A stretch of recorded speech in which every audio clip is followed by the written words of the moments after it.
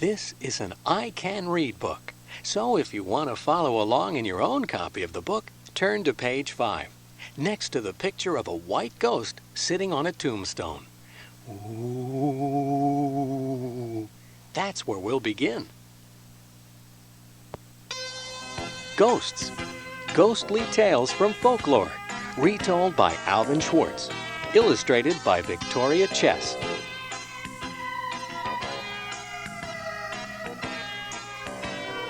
Forward. Do you believe in ghosts? Some people do, and the stories they tell about them are strange and scary and fun.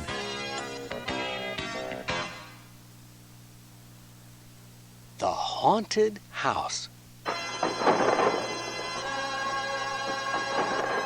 There was a big old house where nobody lived. Everyone said it was a haunted house. "Let's go inside," David said to his sister Anne. "We're not supposed to," she said. "Don't be a scaredy cat," he said. "It would be fun." At last, Anne said, "Okay." David and Anne walked through the empty, dusty house. "There is nothing here," Anne said. "Let's go home." "Wait," said David. "I want to see what is behind that door." David opened the door and walked into the room. Anne waited a few seconds. Then she sneaked in after him. "Boo!" she shouted. David screamed. "It is only me, silly," Anne said. "I know," David whispered, "but what is that behind you?" Susie. Mr. Smith sold cats. People came from all over to buy them. "Look at that beautiful cat," Nan said to her mother. "That is the one I want." She pointed to a cat sitting on the cash register. "What is that cat's name?" Nan asked Mr. Smith. "Susie," he said. "How much does she cost?" asked Nan's mother. "Susie is not for sale," said Mr. Smith. "But I want to give her to Nan for her birthday," Nan's mother said. "I cannot sell Susie," Mr. Smith said.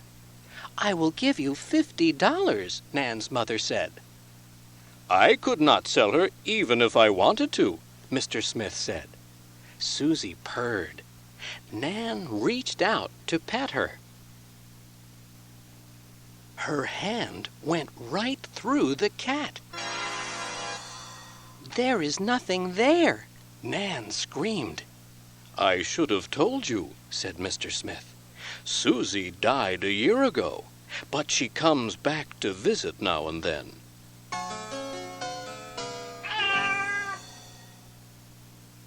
A little green bottle. Kate was the biggest bully in school. She liked to pick on Joe because he was so small. "Joe, give me your lunch," Kate would shout. Joe would be so scared, he would hand it right over. But one day, Kate said, "Joe, give me your new bicycle." Joe was so upset, he told his teacher. Kate got into a lot of trouble. "I am going to get you for this," Kate told Joe. But Kate never got the chance. She suddenly got sick and died. The day after she died, her ghost whispered in Joe's ear, "I am still going to get you." Kate's ghost began to haunt Joe. It hid in his desk at school and whispered scary things to him. It jumped out at him from behind trees. It made horrible faces at him at night. One day, while Joe was eating, The ghost rode his bicycle back and forth across the table. "Kate, please stop," Joe begged. "Never!" the ghost screamed. It turned itself into an angry bull. "How did you do that?" Joe asked. "I can do anything I want," said the ghost. It got bigger and bigger and bigger. Soon it filled the room. That gave Joe an idea. "Kate," he said, "can you make yourself very small?"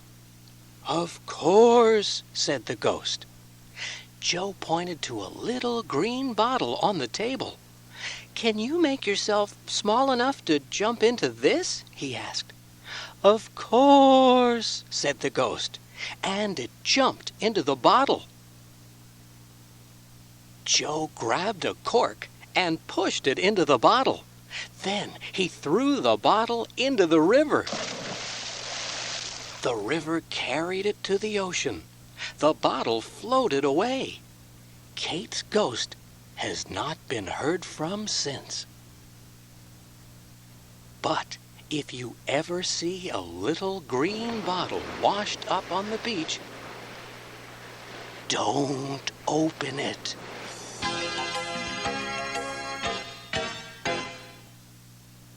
The Umbrella. One night, George heard people singing in the cemetery. He went inside to listen. "We are singing to the dead," one of the singers told him. "Sometimes people forget about them." The song was so beautiful, George joined in. It was raining, but everybody kept on singing.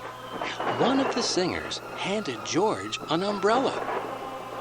"This will keep your voice nice and dry," she said. They sang a few more songs, then they stopped and vanished. "Ghosts!" George cried out, and he ran. He ran all the way home.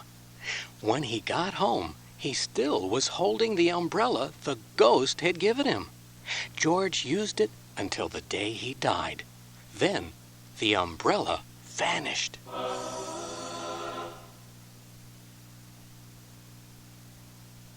Three little ghosts. There were three little ghosts sitting on posts, eating buttered toast. They had butter on their fists, running down their wrists, butter on their sheets, running down their feet. What slobs!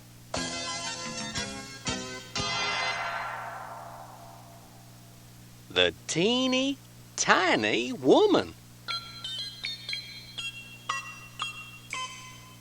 Once there was a teeny tiny woman who lived all alone in a teeny tiny house. One day she went for a teeny tiny walk, and on that walk she came to a teeny tiny graveyard. And in that graveyard she saw a teeny tiny grave. And on that grave she found a set of teeny tiny teeth. "Look at those teeth," said the teeny tiny woman in her teeny tiny voice. "Just what I need." And she popped them right into her teeny tiny mouth. Then she went home and took a teeny tiny nap. Soon she heard a teeny tiny voice calling, "Give me back my teeth! I want my teeth!" She hid her teeny tiny head under her teeny tiny blanket and closed her teeny tiny eyes. But again the voice called, "Give me back my teeth! I want my teeth!" This scared the teeny tiny woman so much, she threw the teeny tiny teeth out her teeny tiny window. "Keep your teeny tiny teeth!" the teeny tiny woman shouted. The teeny tiny voice shouted back, "And you keep your teeny tiny hands off my teeny tiny teeth!" Then the teeny tiny woman heard teeny tiny footsteps run back to the graveyard.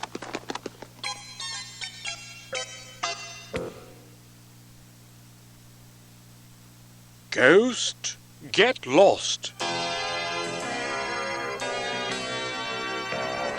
If a ghost ever scares you, just say, criss-cross, double-cross, ghost, get lost, and it will go away.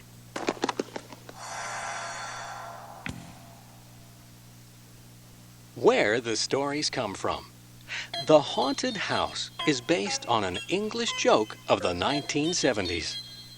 Susie is drawn from various legends about ghost animals. A little green bottle was suggested by a legend about a troublesome ghost in Shropshire, England. The umbrella is based on a South Carolina tale reported by John Bennett in his book, Doctor to the Dead. A new ending is provided. Three Little Ghosts was inspired by a tongue twister, Three Little Ghostesses. The Teeny Tiny Woman is based on a version from Cornwall, England. Ghost, Get Lost is known in many places.